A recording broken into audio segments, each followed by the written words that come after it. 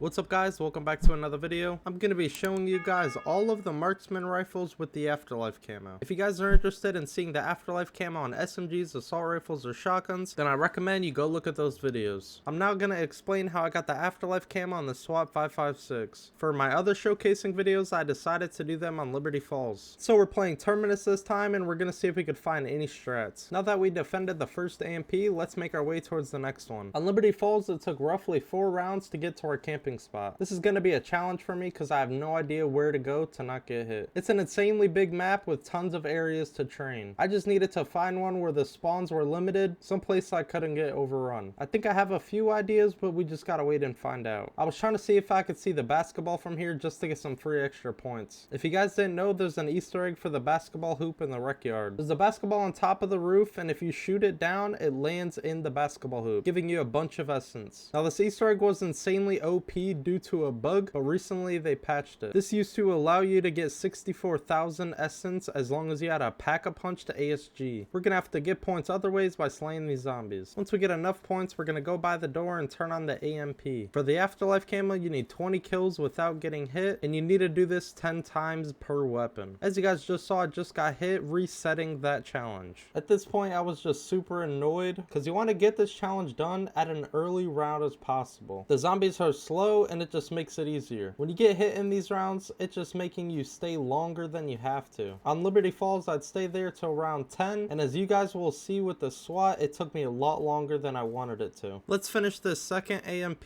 and make our way to the third and final one. We should be able to pack a punch by round 7. I'm really focusing on my survivability when I do these challenges, so I think I'm gonna buy Juggernog and probably upgrade my weapon to green rarity. We finished the round, I got Jug. I then decided to shoot the basketball for free essence, but then I remembered that you actually needed to have your gun papped to get the essence. Now this sent me back a bit because I don't think you could do this later on, but if we get out of here as planned, it shouldn't be that big of a problem. There are a lot of doors on this map, and this double points definitely came in clutch. Let's finally hit the arsenal and get that green weapon rarity upgrade we needed. Let's buy the door and clear these parasites quickly and make our way to PAP. I needed to be super careful. I didn't want these parasites resetting another challenge. All I knew was that I had to keep moving to avoid getting hit. You'll see these yellow clouds of smoke, that's where they spawn in, so I'm basically just trying to kill them as fast as possible. If you don't kill them fast enough, they're just gonna group up and get overwhelming. Here's the last one. Just like Vermin round on Liberty Falls, there are roughly 9 of them, and there's the round. I was extremely surprised I didn't get hit. These guys are definitely super annoying later on. I think right now though is when I'm realizing where I'm gonna train. It is a large area with a large number of spawns, but I think it's a big enough area to where I could train the zombies around and not worrying about getting hit. If I was on Liberty Falls right now, I'd already be at the cemetery getting ready to pack a punch. On Terminus, we're still missing an AMP for power, and we still have so many doors to buy to get to pack a punch. Just look at the map right now. I'm absolutely being surrounded. I was still super skeptical about this spot, but I think I'm still gonna give it a chance because I don't have PAP yet. We're gonna get this insta kill and finish off the round.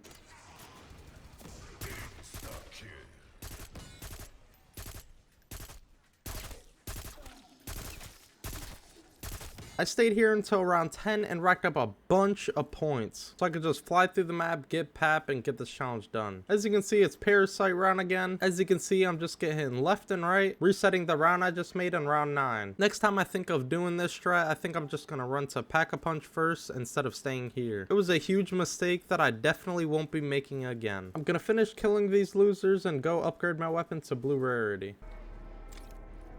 Now from here, I'm basically just going to train a large group of zombies and see if we can get this camo done. In the future, I really should be taking advantage of the Aether Shroud. It allows you to go invisible, and it's just going to make the zombies pile up, and I'm going to get this challenge completed faster. I really wish I thought of this while playing. I checked the scoreboard, and I have 238 kills. If you get hit, it really extends these rounds. By round 10, roughly, I would have had 210 kills. It only took an insta-kill in 13 rounds, but we finally end up getting the Afterlife camo. It took me 13 rounds just to realize we should have kept the Liberty strat going. Let's go see what this looks like in game. I'm so happy I only have one more challenge on this gun. I can't wait to not use this gun. After using this, I think I'm gonna stick to full auto weapons only. Our next gun is the Sarkov 762. Let's go get the Afterlife camo and see what it looks like. This time, let's stick to Liberty Falls. And we're back. I gotta say it feels good already. Having an actual plan, like just knowing I'm basically gonna get this challenge done on round 10 with almost no screw ups, it just feels awesome. If you guys are doing this challenge too, I just recommend what I'm gonna do here. I'm gonna kill all the zombies on round 1 along with the event zombies. I'm gonna make sure to head to the second floor of the motel for some free extra kills, counting towards the challenge. A zombie can spawn on top of the staircase, and a bunch of zombies are gonna spawn in this room where you craft the jet gun. We're gonna clear these few zombies, and we actually get an insta kill right here. We definitely gotta put this to use. Finishing round 2, we pretty much have enough essence to buy the next 2 doors. We make our way to the back of Ollie's comic shop where there's gonna be a bonus points on top of this air conditioner and 2 event zombies. Those are just extra kills racking towards our challenges. We're gonna buy the next door and head to Hill Street. We're gonna spend some time here just racking up our points. I wish I remembered to grab the double points on top of the water tower. It could have just helped me progress through the map way faster. I guess it really doesn't matter in the long run because we're gonna end up leaving this place around 10 anyway. We got a double points and that gave us enough essence to make our way to the church. We only need 250 more scrap to upgrade to green rarity. Make sure you have suppressor on because it gives you extra scrap. If you want to save 500 scrap, you could do the church Easter egg and get a free aether tool. If you do it after round 10, you'll get a blue aether tool, and after round 20, you'll get a purple aether tool, and round 30, you'll get a legendary one. Make sure to go for headshots as well. You get more essence. That'll just make you progress faster. At the end of the round, let's go collect the scrap. We now have 400 scrap. We're 100 away from getting a green rarity. We cleared wave 5 and made our way to round 6, where we got a double points. We can now go by the church door and pack a punch. We're gonna hold down the remainder of the rounds in the cemetery. It's just gonna make it super easy. We now have 800 scrap. Let's go upgrade our weapon to green rarity. Am I the only one that experiences this? When you press escape, it won't get you out of the menu, and you kind of are being forced to just sprint away from it to get out of the menu. This is just super annoying. I feel like it wasn't doing this the first week on launch. Ever since the first patch, it started doing it. Cold War has the same problem. It's just super annoying. Now that we're on the topic of things being annoying, I'd still like to see separate health bars for bosses and zombies. I looked through the settings today just to make sure, and I couldn't find it. So that's just something I'd like to see in the future, along with different HUD presets for multiplayer and zombies. If you put on a HUD preset in zombies and you go into multiplayer, it stays. This is just annoying because I have to change my preset every time I go into multiplayer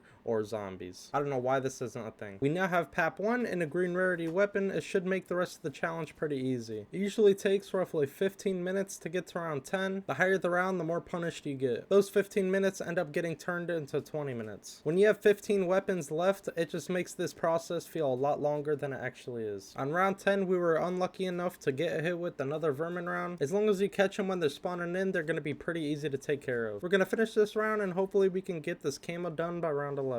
At the beginning of round 11, we were hit with a mangler and a bunch of zombies that we lined up and got our Afterlife camo. Now that we finally have the camo, let's go see what it looks like in game. Alpha team, now that you guys have seen the process of getting these camos for Terminus and Liberty Falls, I'm going to show you the camos on the rest of the Marksman rifles. Our next weapon is going to be the AEK 973. Repeating the process on the previous gun, we now have the Afterlife camo on the AEK. Let's go check it out. But welcome just the same. I'm in the mansion, command center. Injured, but intact. Most everyone... Camo looks great, of course, but for the gun, it's just another weapon I just couldn't wait to stop using. Our next weapon is the DM10. Let's go get Afterlife on it and see what it looks like in game. What makes this weapon super powerful is when you pack a punch it, it starts double tapping. This weapon's pretty good even in the later rounds like 40 plus, especially if you have napalm burst on it. With every Afterlife camo, we receive 7500 XP and the camo, of course. Let's go see what it looks like in game. I had an absolute blast making this video. If you guys want to see more videos like this, don't forget to like and subscribe for more. Let me know what are your thoughts on the master camos in Black Ops 6. Make sure to keep an eye out for my new video showing Afterlife camos on all snipers, along with melees and launchers. That's gonna be it for me. I'll see you in the next one.